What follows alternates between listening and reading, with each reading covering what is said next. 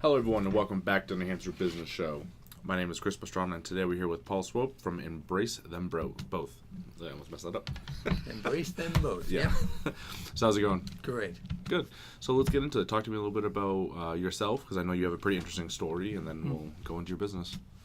Well, I was a survivor of cancer. That's really what brought about this desire to set up a website. Yeah. I went through stage 4. It was throat cancer. It was a few years ago. Yeah. And I'm still here, so I survived. Congratulations. And I didn't just survive. I decided that I wanted to be the fittest of my entire life, if that could be done. Not only post-cancer, but also getting old. I think a lot of people expect as you get old, you just wear down, joints don't work, your testosterone's down, you gain weight, etc. So I decided that I wanted to show myself and maybe the world that you could really become as fit as any time in your life. Yeah. So that was my goal, and I did hit it. I have to admit I had that goal not because I was doing that great as far as fitness and weight. I was about 210 pounds.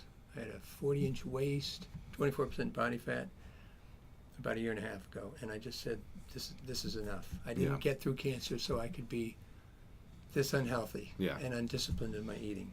So I said, I'm going to start a program and see if I can turn this around. And I did, with great effect. A lot of people in the gym started to notice. They said, hey, what's your secret? And I thought, I could actually turn this into an outreach and even a business to offer fitness consulting. Yeah. I should mention I have been a personalized trainer in the past, years ago. So I knew the fitness business, but doing it when you're older, when you're post-cancer, is a bit of a challenge. Yeah. So on the website, I share some of those insights, and I also offer fitness consulting. Okay. Cool. So let's talk about Embrace Them Both. Yeah. Talk a little bit about the name, because that's interesting. It is interesting. It's really a business with a twist. Embrace Them Both means that I want to encourage as many people as possible to realize they have a soul and a body, and that we should be not just physically healthy, which makes us feel great, we should also be spiritually healthy, which makes us feel even greater. Yeah. So humans are a pretty strange composite of spirit and soul, body and soul. So I encourage people to give attention to both, and that's why I call it Embrace Them Both. Yeah. Okay, cool. So, okay, let's go on to that. How do you kind of focus on both of them? Because focusing on the body, I think most people generally have a good idea about that. Yeah. Even though sometimes it's a little shaky. Yeah. But you're also talking about the spiritual component, so that'd be something to focus on. It is a good question. How would I possibly put those two together? In some ways, they're the complete opposites, right? One is focusing on your physical structure, yourself. Often it's a very egotistical drive to get fit and look great. On the other hand, there's this spiritual element we have, and we think of prayer and church and ritual. How do you possibly put those two together? But to me, they're very much together, and I discovered it through the experience of being fit. I noticed that when I try to be fit, it takes a certain level of discipline, of consistency. And I would even see the same excuses for not wanting to do it, right? When you're going to go to the gym in the morning, you say, I'm just too tired. Yeah. I don't have time today. This is not for me. I'm not that type. But really, we do the same thing in the spiritual level. We say, it's not for me. I'm not that type, I'm too busy today. Maybe when I retire, maybe later. We make all these excuses. What I'm trying to get across on the website is that too often we take our spirituality as if it's a static thing. I believe certain things. I'm a Protestant, I'm a Catholic, I'm a Hindu, whatever it is, and that's it. Or we think I was born with spiritual genes or I wasn't. The point I'm trying to make is that's not true. We're all physical beings, we're all spiritual beings. To become physically fit, you have to work at it. It takes time. You're not born with big muscles. Yeah. Well, we're not born with big spiritual muscles. We're not naturally spiritual yogis. We're not naturally saints. It takes time. It takes some work.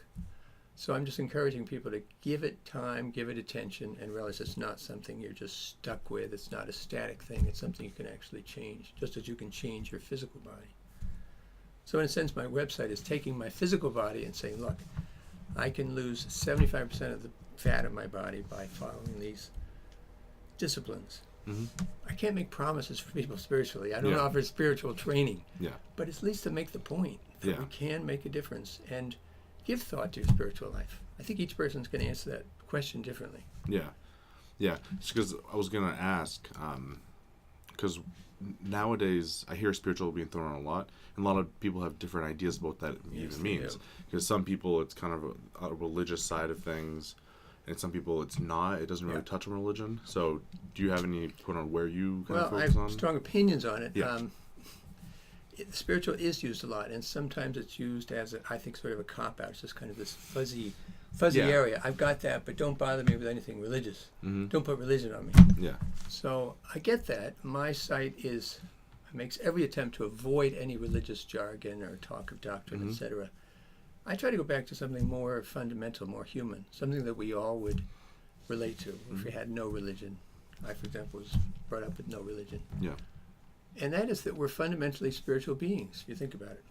If you ask yourself during your day, what fills your day, what matters to you, what makes you happy, what gives you meaning, I'll virtually guarantee that almost all of it are spiritual things, right? You want to be happy, Mm-hmm. you want meaning, you want love, you want to be treated with compassion, you want to have hope, you love beauty.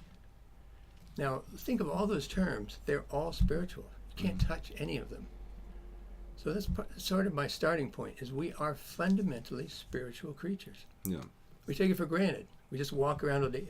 That's an example right there. Mm-hmm. The thoughts in your head. Can you Yeah. point to a thought?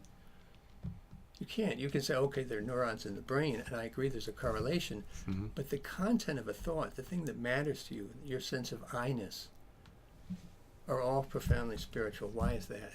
And my suggestion is it's because the universe has a spiritual component. You know it because you live it. You're a human. Yeah. It's there. And I'm suggesting people consider, okay, if it's there, then the creator of all that is must have put it there. He, she, it, whatever, must have that component of spirituality available. It's part of the universe. So explore that and maybe start thinking back to the person that gave you those spiritual qualities. Yeah. We tend to take them for granted Mm-hmm. and assume they're all meant to be just exploited and used here on the human plane. Mm-hmm. I'm saying they are meant to be used and exploited on the human plane. But there's another plane to the human dimension, which is the vertical one, the relationship with the divine. So I don't have an answer. I don't Yeah. suggest people start a particular religion. I personally am Roman Catholic. Well, that's what I've found. Mm-hmm. But I think all of us have this human innate instinct to relate to and to thank and to love our Creator. Mm-hmm. Okay. Yeah. Cool. So let's get. That's a good. Change the camera here. It's good. Touching on the spiritual part of it. So let's talk about the physical part of it. Because as you mentioned, it's difficult as you get older. Mm-hmm. You know, we're trying to get in good shape.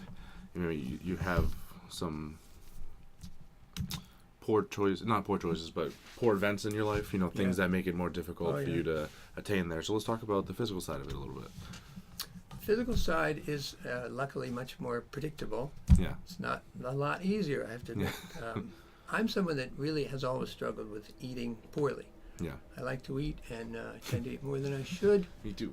Yeah, it's just, a lot of us have that problem. So it's not as if I was naturally fit. It's something I have to work at virtually every day. But basically, I think what people are doing these days is they expect too much from Mhm. like a diet program. Yeah.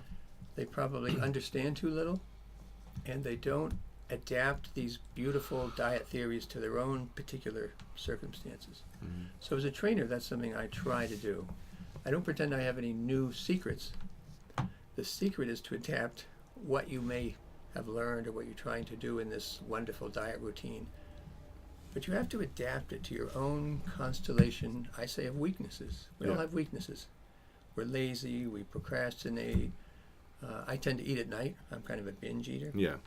You have to work out a strategy that doesn't defeat your defects. One of the points on my website is you can't defeat your defects. You can only learn to manage them. And we have to face that. If we face that, we can be more practical day to day saying, okay, I'm not going to be perfect. I'm not going to fit this diet plan perfectly. I'm going to fail. What are my weaknesses? Where do I fail? And how can I work around it? Okay. An example for that is one of the revolutions in my ability to stick to a diet was the understanding that it doesn't really matter when you eat. I'd always been told you have to have a big breakfast and don't eat at night. That had been in the fitness scene for quite a while. Yeah. It's not true. You can eat whatever you want, whenever you want, as long as, and that's hugely underlined, Yeah. you keep to the calories that you need to in order to lose weight, Yeah. which obviously means you have to eat less calories than you're burning. As long as you do that, you can eat at night. That fit me beautifully because I tend to binge. I tend to be too busy and dynamic during the day to care much about food. Yeah. So I would tend to not eat a lot during the day and then have my big meals in the evening. So that was a way of combating my own particular circumstance. Okay. But ask other guys. Fitness is a vast territory, so I realize it's difficult to explain it very completely. Well, I understand. Like, Yeah. like there's countless strategies and intermittent fasting Yeah. over this, over Yeah. the other thing. Veganism. There's a huge, Yeah. huge space there. There is, but I also Yeah. think there's a commonality, and that's what sometimes gets lost. Sometimes it seems to me that the industry is trying to find new tricks and new promises just to make money, to have a program. Yeah. So you'll read their article or spend money on their Yeah. program. I'm pretty open to any program as long as the basic is, if your goal is to lose weight, you have to know how many calories you're taking in, and you have to either put a brake on the number of calories you're putting in or accelerate the number of calories you're burning. Yeah. That's it. Yes. That's it. Pretty simple. It's pretty simple. So now we talk about you. Yeah. Do you like the gym? Do you not like the gym? Which exercises do you like? In other words, do you prefer to accelerate the burning of calories, or do you prefer to break the number of calories you're putting in? For example, I really enjoy the gym. Yeah. I have no problem going to the gym every single day. So that's sort of I prefer to outpace my calorie count. I'd rather eat more and then exercise extra. Yeah. My wife's sort of the opposite. She doesn't like the gym. She doesn't like all that noise, having to get there. She'd rather just put a brake on her calories. That's okay. So that's the fundamental. Now, I will add to that, if you're interested as a male in building muscle, which is what I have on my website. I was actually a bodybuilder. The second component is you have to have a certain macronutrient ratio, which means you have to eat enough protein. Yeah. And usually a ratio of protein to fat to carbohydrates. But it's nothing very complicated. Yeah. Generally pretty straightforward, as much as I know. I mean, I'm not a trainer or anything. But and that is all on the basis. EmbraceThemBoth.com. I have on the site, there's a talk on fitness, which outlines exactly what I went through, what I did, steps I took. Yeah. So, because you had said you wanted to be the fittest in your life after, you recovered from cancer and all that. Were you pretty active before, or were you kind of just not very physically inclined most of your life? Well, I've always been, I'd say, normal. I was involved in sports and I was active. I never walked into a gym until I was 35. I'm not sure how I actually found a gym due to cancer again. Yeah. My closest friend, she was a mother of 6 young children. She was diagnosed with breast cancer and terminal. So I watched her die, and I was reasonably fit at the time, not very, kind of normal. But just watching her die made me want to appreciate my health more and to do more to be healthy. So I actually started at a gym and started getting into fitness as she was dying of cancer. So that was when I was 35. A few years later, I became a trainer just to kind of learn the system better, learn the routines. But being a professional, I wasn't always able to get to the gym. Yeah. Now, when the cancer came, interestingly, I dropped a lot of weight. I dropped 40 pounds in those 3 or 4 months of chemo and radiation. Yeah. I assumed I would never be in a gym again. I would have sworn that I would never go do something as meaningless and idle and as going to a gym again. Yeah. I was very weak. I had to get around on a cane. No. That's how bad it was. But time is funny. Time returns everything to normal. So I returned to normal in also eating poorly. Yeah. So after a few years, I was right back at that 210 pounds and 40%, 40-inch waist. Yeah. Oh, wow. So, 'cause one of the questions I was thinking of was, because we're talking about the spiritual aspect and the physical, that kind of the feeling of, you're over 60, you're like, okay, I'm in the best shape I've been in my entire life. And there's almost like the regret of, wow, I should have done this earlier. So kind of like there's a good balance there of also being spiritually strong. Because that could probably wreak havoc on you as well. Yeah, this is a good point. Now, one danger of fitness, which I think anyone who's into the industry or knows, is that you can become egotistical, right? You do it to look sexy and impress the girls, and you're all full of yourself. You see that a lot at the gym. Yeah. Oh, of course. So, and that is always a factor. When you're very fit, there's vanity there. Mm-hmm. So one of the things I emphasize or encourage people to do is the why they do fitness. Mm-hmm. Try to pick reasons that are noble, that are acts of service. So when I decided to do this fitness transformation, I wrote down why I'm doing it. And it wasn't so I can be, I don't know, impress people. It was so I can serve my family. I don't want to die and not enjoy my grandchildren. I want to be a gift to my wife. I want to be healthy and athletic with my kids and grandkids. So that's a much more noble goal that really is inspiring as you get to the gym. You say, I'm not doing this for my vanity. I'm doing this because I love my family. Yeah, and it helps keep everything in balance a little bit. Yeah. Yeah. Again, embracethemboth.com. You want both aspects to your life. Yeah. We're really not happy living as animals. We are animals, and there's nothing wrong with our animal side, right? The creator of all that is gave these senses to us. We're supposed to enjoy food and sexuality and the comfort of home. Mm-hmm. But animals have all those things, right? They mate, and they're in community, Mm-hmm. and they eat, and they sleep. Now, we're made for something more. So if we recognize that and we work towards incorporating it in our life, I think we'll be much happier. Yeah. It's a good approach. Yeah. I like it. So is there any other areas you want to go over? So I know we talked about some of the main points. I know you brought some stuff with you. I don't know if you had anything big, more... I don't have anything big, no. Yeah. I have a brochure that I made that promotes this site. Mm-hmm.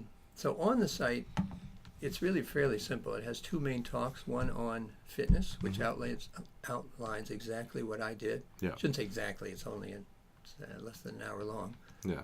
But it basically lays down all the foundations of what I did. Mm-hmm. So if people are interested in the details of fitness, at least as I experienced it, it's all there. Then there's a talk on spirituality, which is an attempt to raise a lot of questions. I counted the number of questions in that. That's also under an hour. I think there are 44 questions. Mm-hmm. So it doesn't provide final answers, but it asks people to explore different questions about spirituality, about our humanity, about science. Then at the bottom, I have a number of, I guess you call them essays or reflections. Yeah. Some of them are talks I've already given to groups. There's one on fatherhood, one on career, one on sexuality, one on atheism, one on cancer. And the one on cancer is one I really hope will reach people. It's rather intense. It's very personal. Mm-hmm. I can't say it's for everyone. But I basically sat down and wrote a letter as if I was writing someone who had stage 4 cancer, or just learned. When you have stage 4 cancer, you don't know if you're going to live or you're going to die. Mm-hmm. So the person I'm writing may die. And that's, in a way, that's, I hate to say gift of cancer, but it forces you to face the big issues of life. Yeah. Why are we here? How has my life been? Has my life been worth living? How am I going to handle this challenge? So I wrote it very personally and very intensely, and I hope it'll reach some people and help them facing that challenge. Good. So just from listening to the couple of the topics on there, you mentioned sexuality and then spirituality and a couple of things. Do you think people have issues with those things in tandem sometimes? Because I'm coming at it from more of a conservative perspective. Is a lot of times, especially if you look at it from a religious side, a lot of those things kind of don't balance super well. And I think people have issues with them. Do you ever have issues with that with people, or? I think what you mean is that, and yes, I know what you're saying, and Yeah. if I understand it, what I'm trying to say in my sexuality talk, for example, because I think that's an important talk. And by the way, it's not even loaded. That's the one of all the talks that's not quite ready yet. But it's very important to me because I feel strongly about it. I lived sexuality the way I guess it's normally lived for many years. I was brought up with no religion, got into sexuality early, indiscriminately. I don't know what else to say. I was a product of the 70s, shall I say. So I understand it. Yeah. But I can't say it was a great experience. There was a lot of confusion, probably some damage done to me and to the women. And then I have had the blessing of being married to a wonderful Roman Catholic girl. And we've lived sexuality, I think, the way it's supposed to be lived within a marriage. And we've discovered that, lo and behold, sexuality is something that is meant to be lived and enjoyed all through your marriage, and that it gets better as you get older. Yeah. And I don't think most people think that. They think, oh, you have to have your fun while you're young, you have to experiment, you have to find the right mate. I'm afraid I disagree with all of that. I think if you understand what marriage is and what love is and commitment, that if you treat sexuality the way it was given to us, and I believe it's a gift from the Creator, if you treat it well, it will flourish through your whole life. Yeah. That to me, that's astonishing news. It's tremendously good news that I want to give to as many people as I can, to say, I know there's a lot of sexual dysfunctionality out there within marriage and outside of marriage.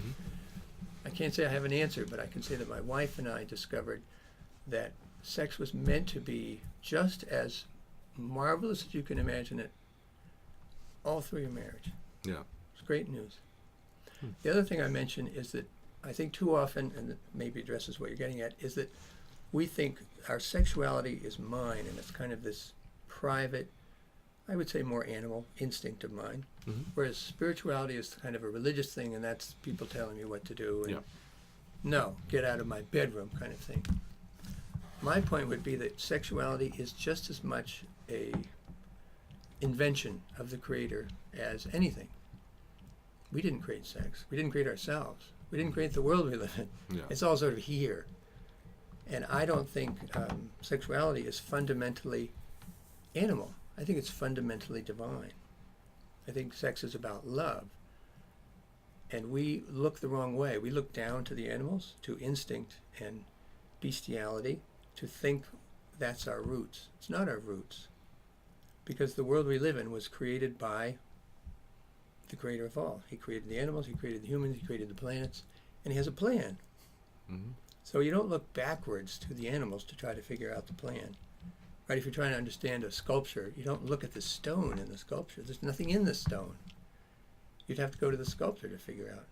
Right? Yeah. If there's a baked cake, you don't start looking at the sugar and the flour. It won't tell you anything. You have to find the cook and say, what are you doing? What's your intention here? Yeah. So I would say the same for sexuality. We need to look at sexuality sort of completely differently, upside down. It's true that we share instinct with the animals. We share the desire to mate. We share the attraction between male and female. But the animal nature is sort of an echo of the more important human sexuality. So they came before us chronologically, the animals did. But that's sort of a confusion. It's caused confusion. We think, well, they came first, so we're just kind of a little more complex than animals. I would say no. There's a Creator that made this whole thing. He decided to create animals first. It's like chapters in a book, right? Yeah. You have a few chapters, and then you get to the real stuff later in the book when it all comes together and you understand what's going on. To me, the human race is that later chapter, and we have to look at the Creator and our own spiritual nature to understand sexuality. If you live sexuality that way, it actually works. Cool. And it gets better and better. Pretty good. So, yeah, we're getting right about the end of it. People that want to reach out to you, find a little more, learn more, how do they get a hold of you? Website is definitely the way to go. It's embracethemboth.com, but with dashes. So embrace-them-both.com. Okay. And I'm there. The email would go straight to me. So be Okay. personal. Awesome. I would love to hear from people. Awesome. Thank you so much for joining me. It's Thanks been a lot for of fun. having me. Great. Absolutely. Okay, thank you guys so much for watching. Reach out if you have any questions, and I will see you all next time.